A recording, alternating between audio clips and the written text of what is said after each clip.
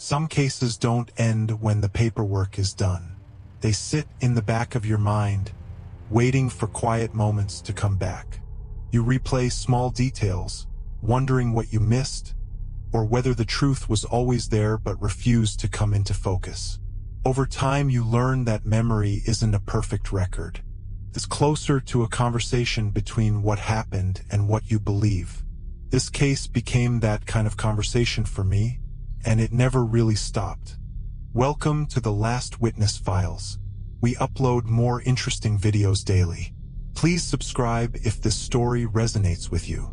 I've worked as an Alaska State Trooper long enough to stop being surprised by what winter can do to a person. Cold changes everything. It slows you down, quiets the world, and sometimes it erases pieces of a story you wish you could still read. Most of my career has been spent in small communities and long stretches of road that look empty until you learn how to really see them. Out here, the distances matter, the silence matters, and timing can be the difference between life and death. The case I'm going to talk about started like a lot of missing person calls do. A man didn't show up where he was expected.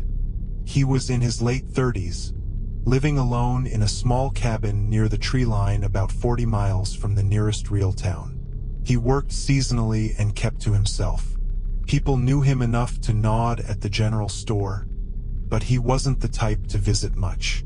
When he missed 3 shifts and didn't respond to radio calls, a friend finally called us.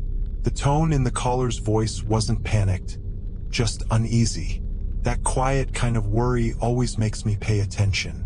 We drove out in cold that bit straight through the seams of your jacket. The road in was narrow, lined with dark spruce, and slick with packed ice. By the time we reached the cabin, the light was already starting to fade. Winter days are short up here. You learn to work with that clock whether you like it or not. The first thing that caught my eye was that the cabin door was locked from the outside. That isn't impossible out here, but it isn't common either. People who live alone tend to lock from the inside out of habit. We announced ourselves and forced entry when there was no answer. Inside, everything felt strangely normal. The bed was made. Dishes were clean. Clothing was folded. There was no sign of a struggle. No overturned furniture. No broken glass. It was the kind of order that makes you think the owner planned on coming back. His truck was still parked where it always sat. Fuel wasn't low. Nothing obvious was missing. It didn't look like someone who had packed up and left. It looked like someone who had stepped outside with the intention of returning soon, and then never did. Search and rescue was contacted. Locals volunteered. We set up a proper search grid and worked outward from the cabin. The snow wasn't deep enough yet to erase everything, but it was enough to complicate tracks and hide smaller details. We swept the frozen creek, the tree line, and the nearby trails. We called out his name, though you don't expect an answer after the first day. The weather stayed harsh but manageable. We kept our spacing, worked slow, and tried not to let thoughts of darker possibilities color the job. By the 4th day, the search had covered everything reasonable within walking distance. We didn't find anything. No footprints that made sense. No signs of a camp. No blood. No discarded gear. If he'd gone far, it wasn't along the paths he normally used. If he'd stayed close, the land wasn't giving up the secret. The official tone shifted toward likely exposure. That's the quiet explanation that covers many endings out here. People underestimate the cold. They misjudge distance. They step out into failing light and don't realize how fast it's slipping away. I've seen it before. Sad, but it fits. Weeks passed. The search scaled down. Friends and family had to start thinking about the possibility of closure without answers. The file moved forward the way they do. Controlled, professional, unemotional on paper. Then the radio call came in. A local trapper had been working the same area. He reported finding a body not far from the missing man's cabin. The coordinates he gave landed squarely inside one of our original search grids. Not on the edge. Not in a place we'd ignored. Right in it. We flew in as soon as the weather allowed. The air was colder by then. Snow covered everything in that soft, deceptive way that looks peaceful if you don't know any better. The trapper met us quietly. He wasn't the dramatic type. He pointed toward a stand of spruce trees not 300 yards from the cabin. The body lay half covered by drifted snow near the base of a tree. Clothing was intact. There was no obvious trauma from animals or humans. His position didn't scream panic or struggle. If anything, it looked like he'd laid down and never stood back up. It was the kind of stillness you don't forget. We secured the scene, logged everything, photographed from every angle. We were careful not to disturb more than necessary. The whole time, the same thought kept circling in the back of my mind. We had searched here, not just once, but multiple times. I remembered the exact broken branch on one of the trees. I remembered the way the ground dipped slightly before rising again. I remembered standing within sight of this spot and seeing nothing. But he was here now. That fact alone doesn't belong in a report the way I felt it. Reports need certainty, verifiable observation. But in my own head, it echoed louder than anything else. If he had been here the whole time, how had we missed him? And if he hadn't, how had he gotten here later? The medical examiner couldn't give us the clarity we wanted.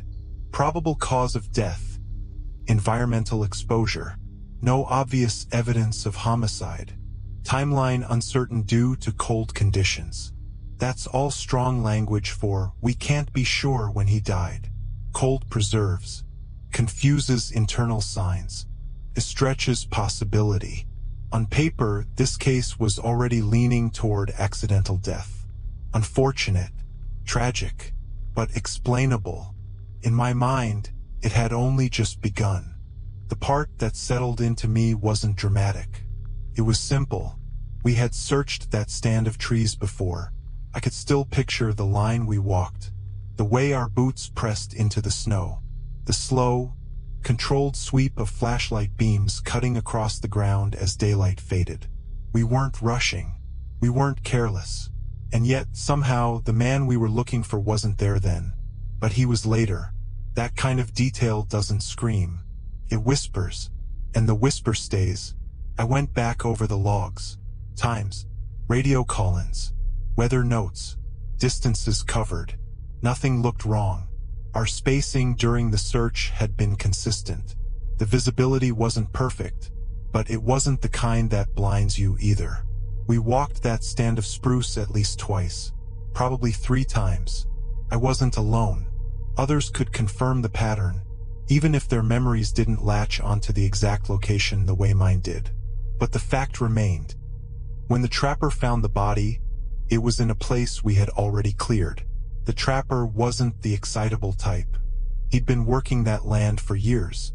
He knew where people pass through and where they don't. He said he'd walked that same stretch not long before and hadn't noticed anything out of place. He didn't try to explain it. He just said it the way someone reports the weather. Back at the cabin, I stood inside the doorway for a long time. The lock was still the detail that bothered me. Secured from the outside. Not forced. Not damaged, just locked. People who live alone get into habits, and those habits usually tell stories. Locking from the outside suggested one of 2 things. Either he left expecting to come back very soon, or someone else closed that door. Neither option sat comfortably. Inside, nothing told us much. Supplies were untouched. Clothing stayed folded. His radio sat on the table, battery stored beside it. That alone could go either way. Some folks keep spare batteries separate. But if you're heading out into winter conditions, it's strange to leave your radio behind unless whatever you were doing felt routine, like a step outside and return moment. The medical results didn't help narrow anything down. Cold exposure makes time elastic. Internal temperature readings don't behave the way they do in milder climates. There was no major trauma. No defensive injuries. No obvious signs of restraint. Just a man who had ended his life lying down in the snow near home. The official narrative grows itself when there's no resistance. He probably went out. He probably got confused. He probably froze. Those sentences line up neatly on a page. But they didn't line up neatly in my head. The more I looked at the scene photos, the more my thoughts kept circling the same point. The absence before the presence. We weren't talking about a deep ravine or dense brush. The spot where he lay wasn't hidden. Snow can conceal things, yes. Shadows can shape illusions. But I knew that stand of trees. And I remembered it empty. You learn not to speak too soon when you're unsure. Especially when what you're unsure about sounds like doubt in your own process. I didn't accuse anyone of anything. I didn't suggest theories beyond what the evidence could hold. But privately, I began to look harder at the details people tend to skim past. Timeline for one. He was last confirmed alive 6 days before the initial missing report. He missed 3 shifts. The first search began shortly after. The body wasn't found until weeks later, after multiple passes through the area. The examiner's estimate of time of death stretched wide. Too wide. Cold does that. It leaves you with windows instead of specific hours. That wide window allowed for 2 possibilities. Either he had died early and gone unnoticed, or he had died later, possibly somewhere else, and arrived here afterward. The second possibility was the one I couldn't fully dismiss. We checked for tire tracks and snow machine paths near the tree line. But weather works like an eraser. Wind smooths, snow fills. Time edits the scene for you before you ever arrive. By the time the trapper found him, the ground offered almost nothing useful. Just subtle impressions that could have been natural drift or past movement or both. I interviewed nearby residents again. Out here, nearby can still mean miles of wilderness between properties. Most didn't have anything new to add. One mentioned seeing lights near the road during the search period, but that was expected with teams moving through. I tried to live inside the man's last known days. Simple routines. The habit of waking, working, returning, making coffee, rinsing a mug, setting things in their quiet places. His life didn't hint at chaos or panic. There were no threats, no debts, no known disputes.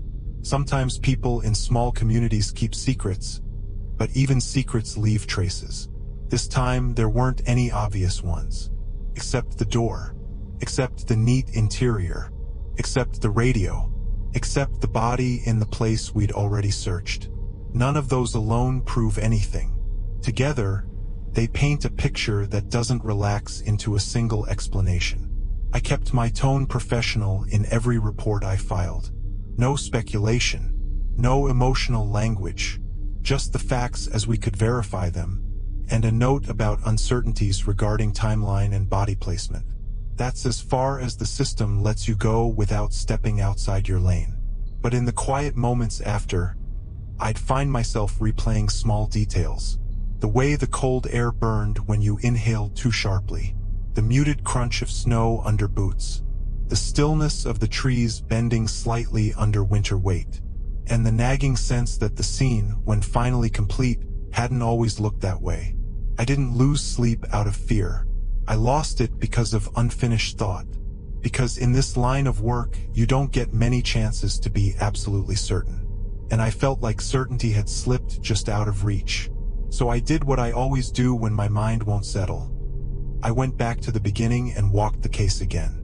Not literally, not yet, but in my head, step by measured step. Because sometimes, the only way to accept what you don't know is to understand exactly what you do.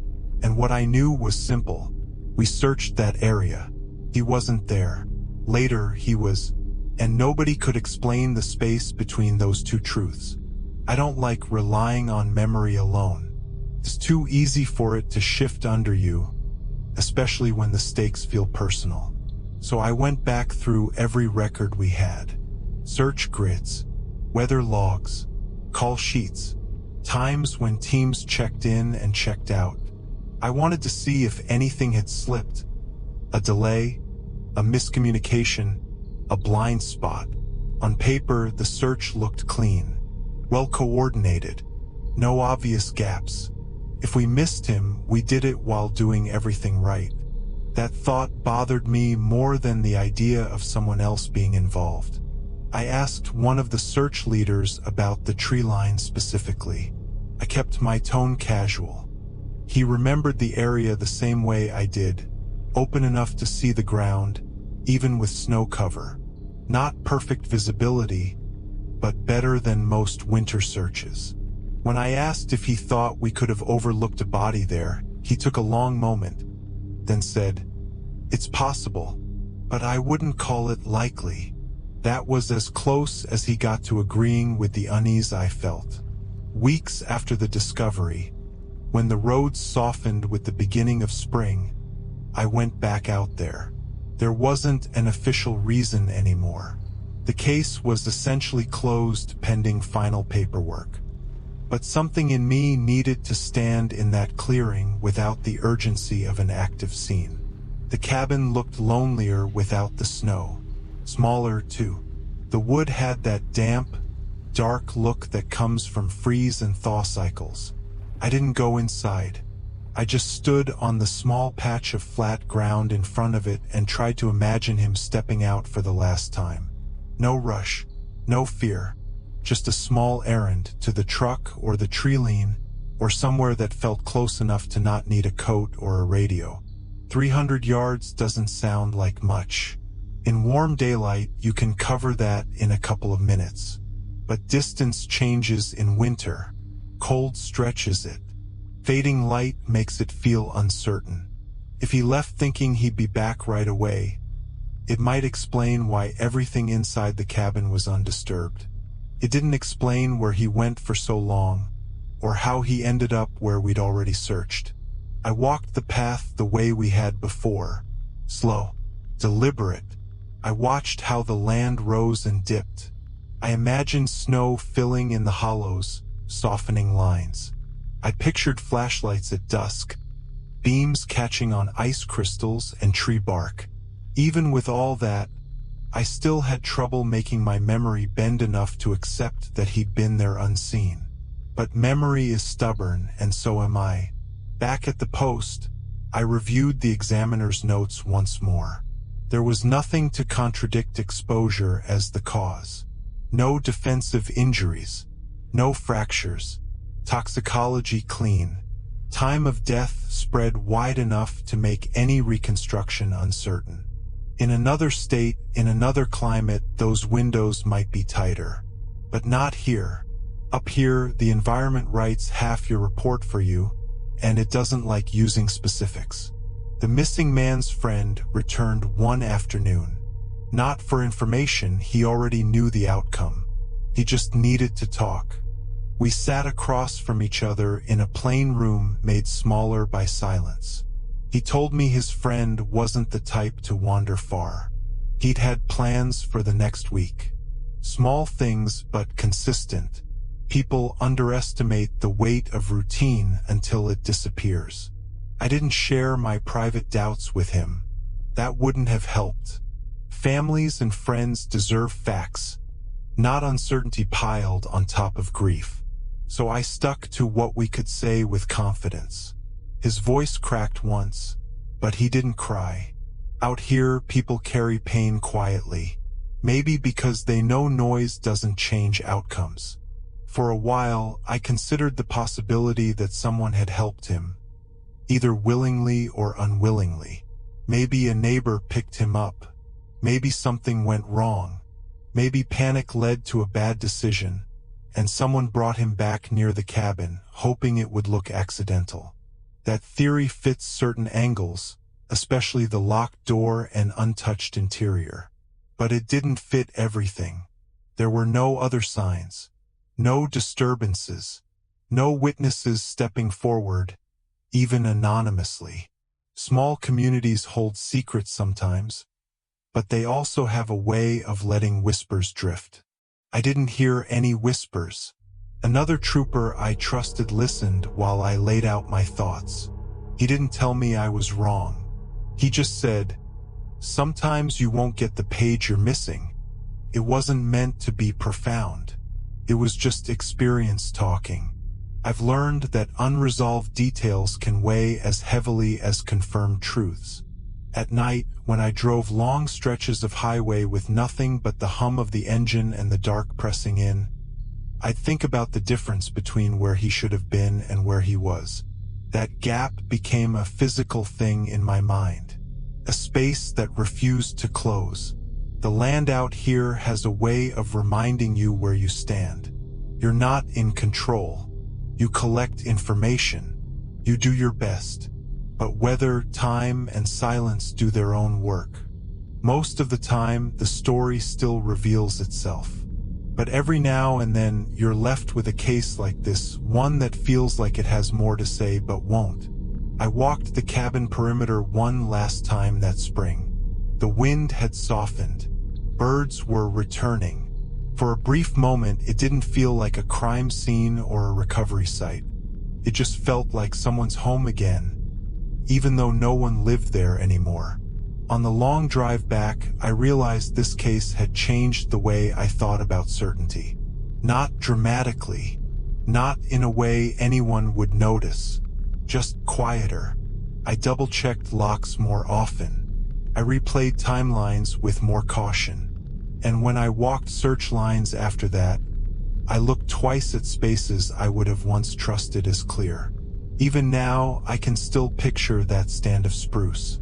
The quiet. The way the snow once wrapped the world in a dull hush. The way the body looked when it was finally there. And the earlier memory of the same place, empty. That's the part that never left.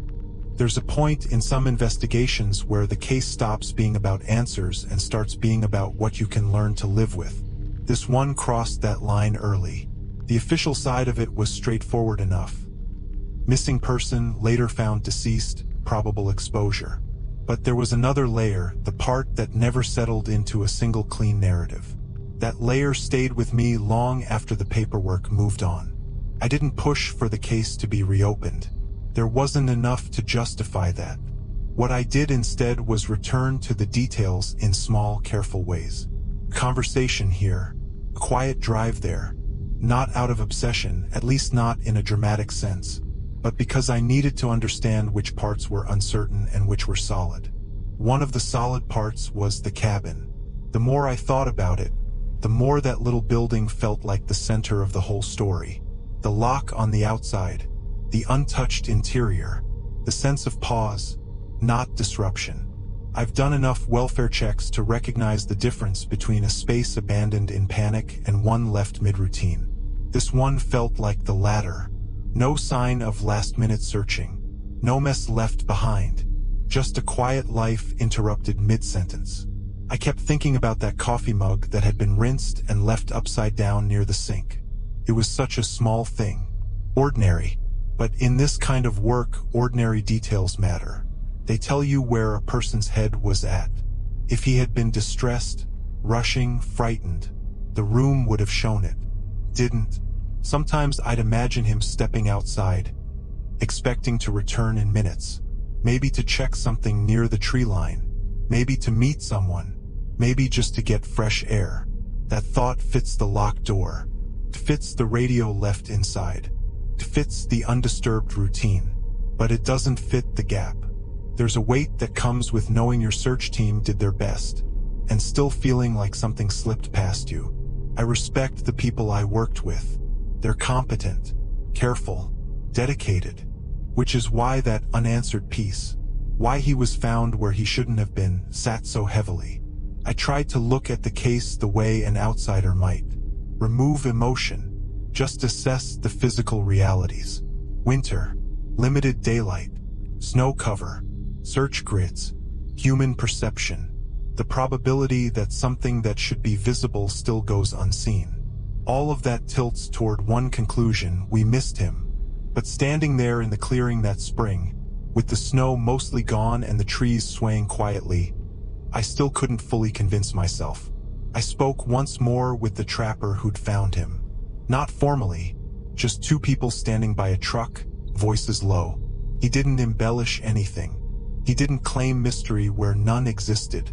He only said that he knew that area well, and he didn't think he'd walked past a body there before without noticing. There was something honest in the way he said it. Not dramatic, not eager, just tired. You start to realize, doing this job, that uncertainty doesn't always make noise. Most of the time, it looks like regular life. A locked door, a rinsed mug, a body lying quietly in the snow. Another angle we had to consider was mental health. Isolation does things to people. The long dark, the silent winters, the distance from immediate help. But nothing in his background suggested that kind of struggle. No previous attempts, no drastic behavior changes, no notes, no loose ends tied up in advance. Just a steady, simple life. If people used checklists for tragedy, his wouldn't have qualified. When the examiner's final report arrived, it didn't surprise me. Probable exposure, no strong evidence of foul play, contributing environmental factors, indeterminate time of death within a wide window, professionally written, balanced, careful, and still, for me, incomplete. That's the disconnect most people don't see. A case can be officially finished while still feeling unresolved to the people who worked it. Closure is a word that belongs more to paperwork than to memory. Driving the highway at night, I sometimes thought about how loneliness changes shape in winter, how a person can be 300 yards from home and still be utterly unreachable, how a locked door can become a wall between help and silence, and how something as simple as timing can redraw the lines of a case forever. The department moved on because that's what departments do. Calls keep coming. Crises don't wait for you to finish processing the last one. I did my job. I handled my cases. But every once in a while, the thought would surface again, quiet but steady. We searched there. Later, he was there. I started to realize that the hardest part wasn't the possibility of someone else being involved. It was the chance that there wasn't, that the world could line up in a way that left a man lying in plain sight, unseen until the land decided otherwise. That level of chance is almost harder to accept. There was an older trooper who liked to say, "The wilderness doesn't care what makes sense to you." He meant it literally. Nature doesn't owe you a narrative. A branch breaks, snow shifts, a body settles, light changes, and suddenly what should be obvious isn't until one day it is. That idea helped. A little, but not completely. I don't dwell on fear. I don't think this case made me paranoid. What it did was soften my confidence in clean answers. It reminded me that certainty is a privilege, not a guarantee. And it taught me that some questions don't fade. They just grow quieter until something, a drive, a sound, a winter wind, brings them back. And every time that happens, I find myself standing again in that cold clearing, seeing nothing, until one day he was there. There's a certain tone people use when they talk about unresolved cases. It isn't loud. It isn't dramatic. It's more like a drop in volume, a softer way of speaking, as if raising your voice might disturb something delicate. I noticed that tone whenever this case came up among the people who'd worked it. Nobody mocked the search. Nobody blamed anyone. But there was an unspoken agreement that something about it didn't sit right. I learned a long time ago that you can't chase every uneasy feeling. If you try, you burn out fast. But you also can't ignore them completely. That's how mistakes repeat themselves. So you find a middle ground. You accept the facts you can prove and acknowledge the shadows that sit between them. The facts said a man likely died of exposure. The shadows asked why he appeared somewhere we'd already looked. I returned to the cabin once more before the summer season fully turned. Officially, it was routine follow-up on property clearance. Unofficially, I needed to close the physical distance between myself and the questions in my head. The air had changed. The sharp winter smell was gone, replaced by damp earth and new growth. The snow had retreated into stubborn patches clinging to shadowed ground. The tree line felt less threatening in daylight, but also more honest. Without snow covering the contours, I could see exactly how the land moved and rested. I walked from the cabin to the spot where we'd found him, counting my steps. Slow, steady, deliberate. It wasn't far. It was close enough that you could shout and be heard on a clear day. Close enough that a flashlight beam could brush over the bark of trees and catch some hint of shape. But winter steals those advantages. Sound dulls, light scatters, distance stretches, and the body, when we finally found it, had been partly covered by wind-shaped snow. That part mattered. It gave the logical explanation more room to breathe. Maybe, I told myself, we just didn't see him. The problem was, I didn't fully believe it, even though it was the safest answer. I thought again about the door, locked from the outside. I'd seen that before, but almost always when someone else was involved. A neighbor checking on property, a landlord securing a place, a friend making sure the cabin stayed closed to wildlife. But nobody had claimed that responsibility, and the timing mattered. If someone locked up after he disappeared, why didn't they report concern? If he locked it himself, why leave the radio inside? Nothing about that door aligned neatly. The radio bothered me just as much. In winter, especially in remote areas, communication isn't optional. Even people who prefer solitude keep it close. To see it sitting neatly on the table with the battery beside it didn't feel like panic. It felt like preparation, as if he'd planned to install it later, or had just replaced the battery and hadn't reassembled it yet. Which raised another problem. If he'd been preparing equipment, why step out without it? I couldn't make the pieces lock together. I reviewed our jurisdictional boundaries just to be thorough. Sometimes overlapping authority muddies a case. But this one stayed squarely with us. No lost reports. No agencies stepping on each other's toes. No political pressure pushing an early conclusion. If anything, the opposite, the case slipped into quiet acceptance without resistance. That should have been reassuring. It wasn't. I had a conversation with a senior investigator I respect. Someone who's seen enough wilderness deaths to speak plainly about them. He listened while I laid out the details. Then he said something that stuck with me.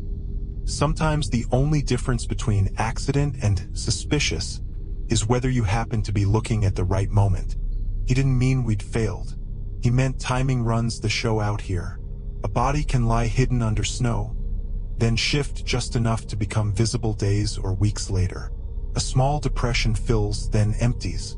A branch falls, a drift slides, and suddenly what was invisible becomes unavoidable.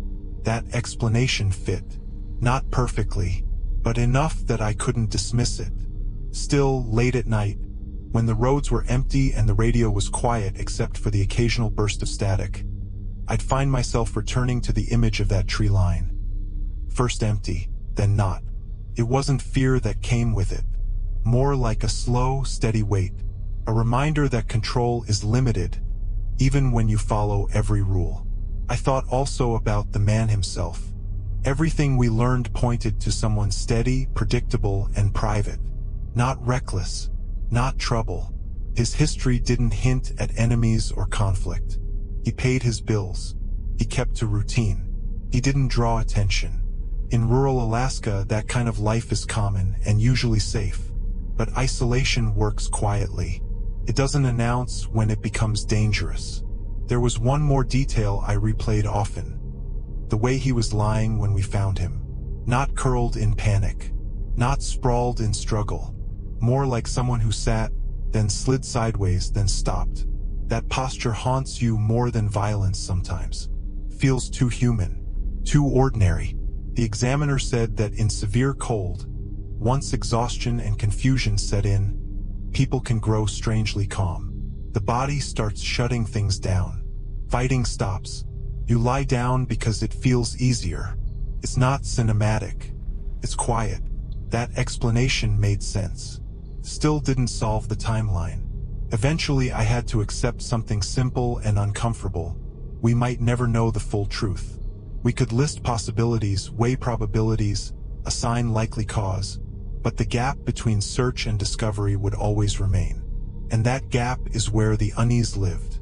I kept doing my job, I didn't let this case slow me down or cloud my judgment, but it changed me in small ways. I double-checked perimeters more carefully. I revisited cleared areas when time allowed. I allowed for the possibility that certainty lagged behind reality more often than I like to admit. If you asked me today whether someone moved the body, I would tell you the same thing I wrote in my final notes. There is no strong evidence to support that conclusion. But if you asked whether it was possible, I would answer more slowly.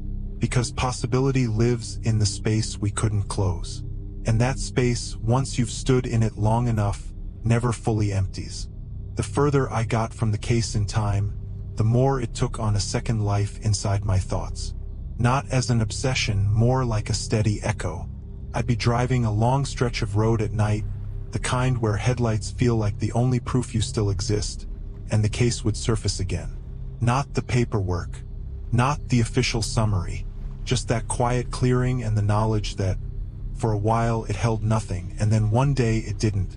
I've always believed that our job is to stay grounded in what we can prove. Feelings don't close cases. Instinct doesn't hold up in reports.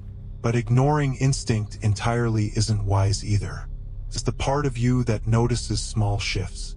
The details that don't argue, they just sit there and wait. One detail that refused to fade was the lack of footprints near the final scene. By the time we arrived, weather had erased most surface evidence. Wind and drifting snow don't leave much behind, but there's usually some kind of signature: compressed areas, broken crust, disturbed underlayers. We saw hints, but nothing that told a story clearly. It was like trying to read a letter after half the ink had washed away. I spent time thinking about how he might have reached that spot on his own. A wrong turn isn't hard to imagine.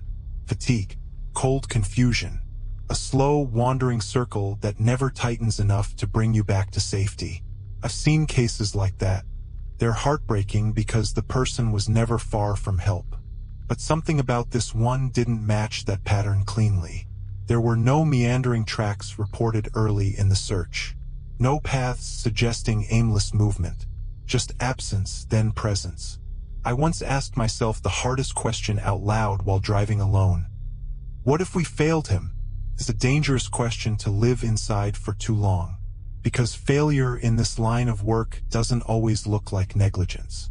Sometimes it means you did everything right, and it still wasn't enough. The snow might have covered him. Shadows might have hidden him. Light might have shifted in the worst way. All physically possible. All painfully human. But there's another shape to failure, the one you can't see. That's the shape that comes from missing something in plain view. And that possibility haunted me more than any theory involving another person. I started revisiting the earliest calls. The friend's tone. The wording. The timing. Human communication doesn't always carry alarm when it should. Some people don't want to panic too soon. Others worry about being a burden. By the time we're called, hours or days have already slipped away. That delay is the invisible accomplice in many tragedies. We interviewed everyone who had any regular contact with him. A neighbor from miles down the road mentioned that he'd been quieter than usual on the radio lately, but not in a concerning way. Another local remembered him standing outside his cabin a few days before he went missing, just watching the tree line. That stuck with me, not because it proved anything, but because of the stillness in the description. Someone looking at something, or maybe at nothing at all. The idea that he might have met someone didn't completely vanish from my mind. But without physical evidence, footprints, tire impressions, radio chatter, witness statements, it remained only a shadow of a theory. You can't build a case out of shadows. One evening, months after the file had gone cold, I drove out to a pull-off overlooking a frozen river not far from the area. The sky was overcast, muting the world into shades of gray. I stood there with my hands in my jacket pockets and thought about how small people appear against vast landscapes. How easy it is for one person to disappear into the silence. The truth is, most rural deaths aren't sinister. They're sad, ordinary, preventable, but not criminal. Exposure, accidents, misjudgments. The wilderness doesn't require malice to be dangerous. It only requires indifference, and Alaska has plenty of that. But even knowing that, I couldn't shake the sense of interruption in this case. The story didn't feel linear. It felt broken into pieces that resisted being joined. Over time, I noticed something else changing, not the facts, but me. I grew quieter on certain calls, slower to assume, more aware of the space between what we believe and what we can prove. That space used to frustrate me. Now, it simply reminded me to be cautious with certainty. I also started thinking more about solitude, how people choose it and how it sometimes chooses them. Living alone near a tree line in winter requires a certain relationship with silence. Maybe he was comfortable with that. Maybe he'd grown too comfortable. A routine that felt safe until it wasn't. There are moments late at night when I picture him stepping outside. Maybe he didn't take a coat because it wasn't supposed to be long. Maybe the cold bit quicker than expected. Maybe he felt lightheaded. Maybe he sat down for just a moment. And maybe that was enough. That version hurts because it's simple. No villain. No dramatic twist. Just a quiet chain of small decisions ending where the snow meets the trees. But even in that version, I still see the gap, the interval between our search and his discovery. The empty clearing, the later presence. I've heard other troopers tell similar stories. Not the same, but close enough to rhyme. Missing hunters turning up in areas previously checked. Bodies revealed by melting snow long after people swore they'd passed through. In each case, nature handled the narrative, not us. And maybe that's what this was. A winter story written in slow, cold lines. Eventually, I had to choose a place to set it down in my mind. Not because I solved it, but because you can't carry every unanswered question forever without becoming one yourself. So I settled on this. We did our job. We searched carefully. We didn't find him. Later, he was there. And whatever happened between those 2 points was swallowed by winter, along with the part of the truth we'll never touch. There's nothing cinematic about that conclusion.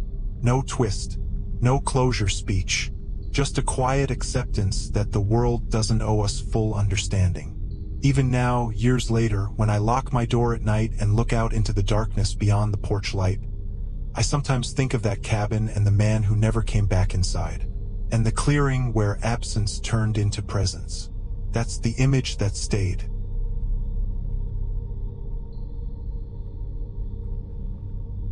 There's a strange kind of maturity that comes from spending years with unanswered questions. When I first started this job, I thought resolution was the goal, the destination everything eventually led toward. Over time, I realized that resolution is a luxury.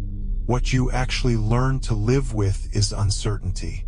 Quiet, steady, persistent uncertainty. The kind that sits with you long after the uniforms change and the vehicles are replaced. This case became my teacher in that sense. It didn't break me. It didn't haunt me in a dramatic way. It simply stayed. A calm weight in the back of my mind. A reminder that sometimes the truth isn't lost. It's just incomplete. I began thinking more about all the invisible things that influence an investigation. Timing, weather, human perception, fatigue, subtle bias, memory. Each factor bends a case slightly the way wind shapes snow. None of them alone are suspicious, but together they can tilt the narrative. In this case, the tilt kept landing on the same quiet question. Why there? Why then?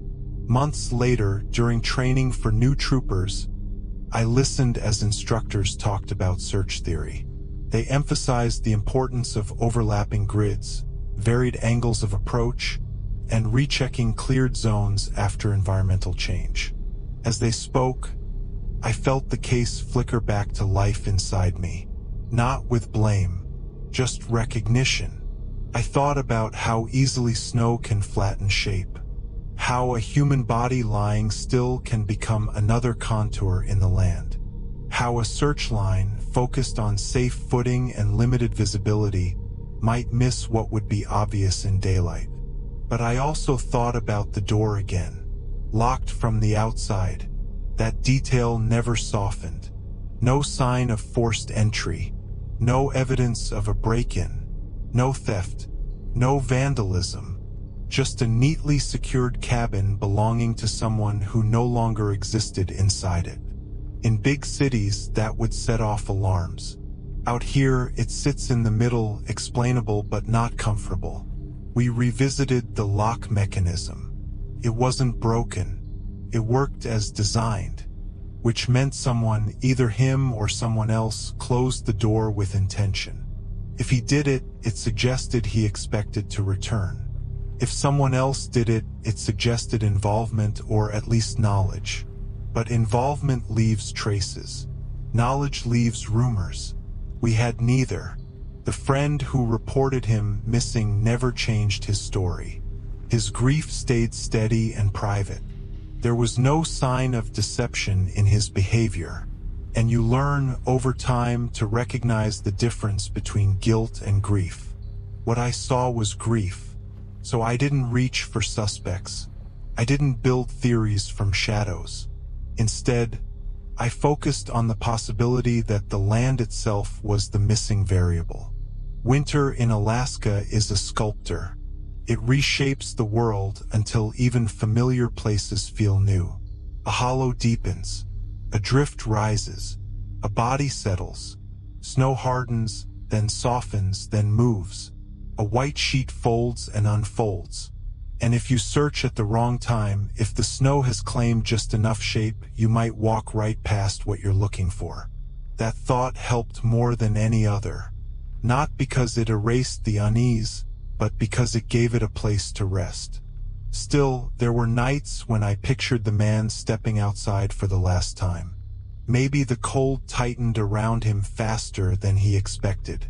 Maybe he felt lightheaded. Maybe he walked toward the trees because they looked closer than they were. Maybe he sat down, telling himself he'd stand up again in a minute.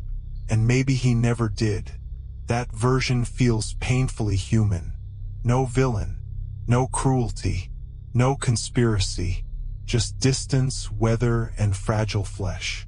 But then the second image follows, like a shadow. The empty clearing, the later discovery, and the space between those two images refuses to fully close. I don't think anyone moved him anymore. Not because it's impossible, but because there's no evidence to support it. And evidence, in the end, is what anchors reality in this job. But I do believe timing created the illusion of movement. We searched when the land wasn't ready to give him back. And when it finally did, it looked like a new fact instead of a late one. Took me a long time to accept that explanation. Not because it was unbelievable, but because it forced me to confront the limits of our work. We like to think effort guarantees results. It doesn't. Sometimes effort just means you were present while something larger made its own decisions. The cabin eventually changed hands. New owners, fresh paint, different routines. Life moved forward in the slow, steady way it does in rural places.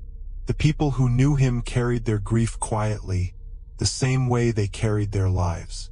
I kept the case number memorized longer than most. Not out of obsession, out of respect. Because behind every file is a person who didn't expect their story to end where it did. And behind every official conclusion is the silent acknowledgement that we may never know as much as we'd like.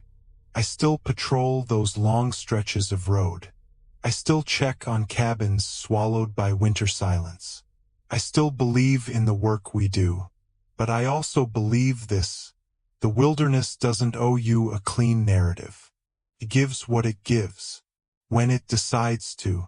And sometimes, the only thing you can do is stand in the cold, look at an empty clearing, and remember the day it wasn't empty anymore. That memory stays, calm, heavy, and unfinished. With time, the case settled into that quiet place where finished work goes. Not forgotten, just stored. Every now and then, though, something would bring it back. A winter call-out, a locked cabin, a search grid mapped across snow. Each time, it reminded me of the truth I'd been learning slowly since the beginning of my career. We don't investigate in a controlled environment. We investigate inside weather, distance, darkness, and human nature. And those things don't always cooperate. I kept the final report simple and honest.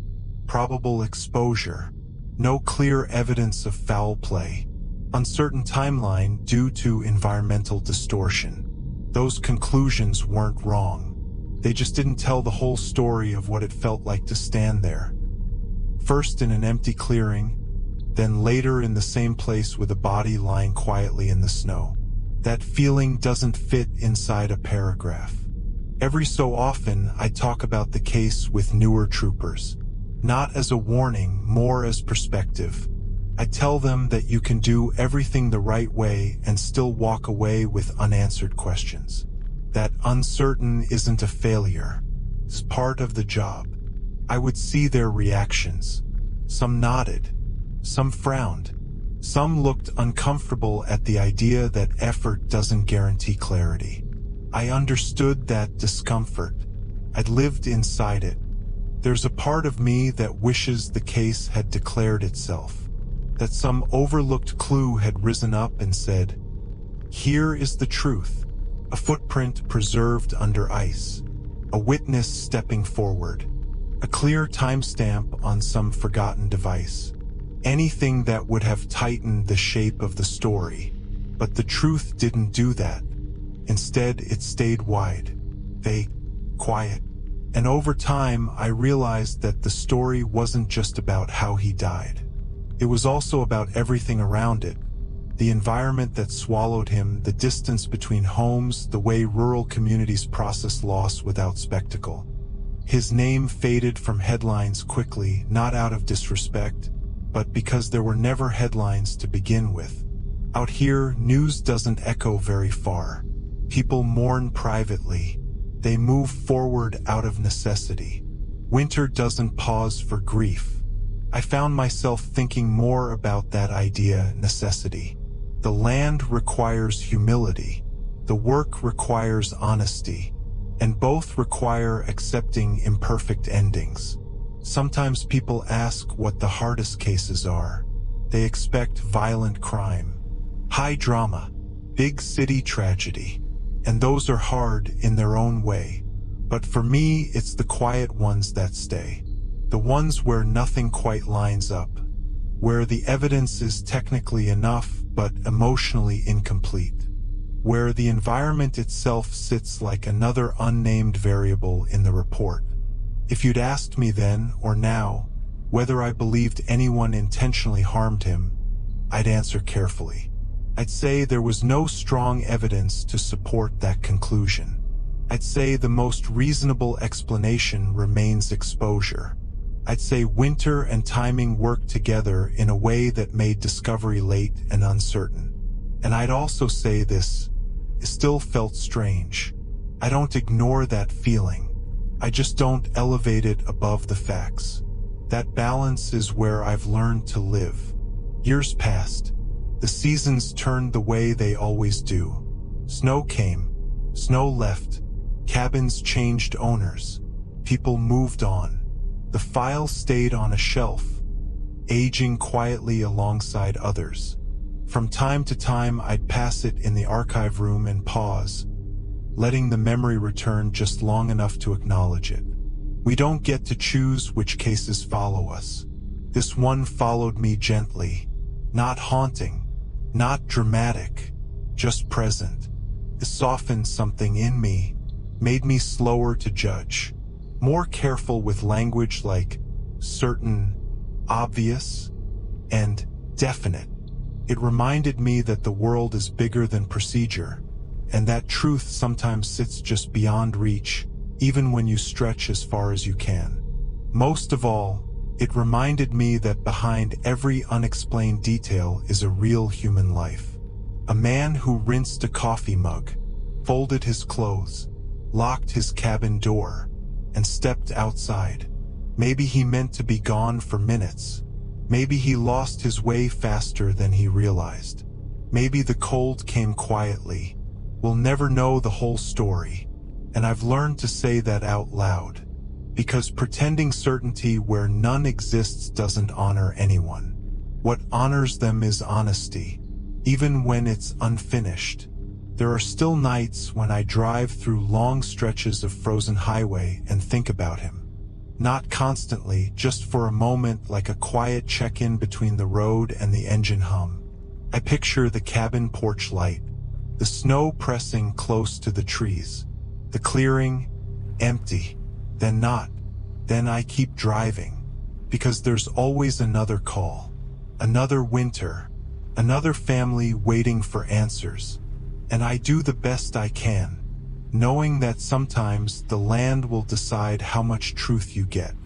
That acceptance doesn't make the work easier, but it makes it real, and that's enough.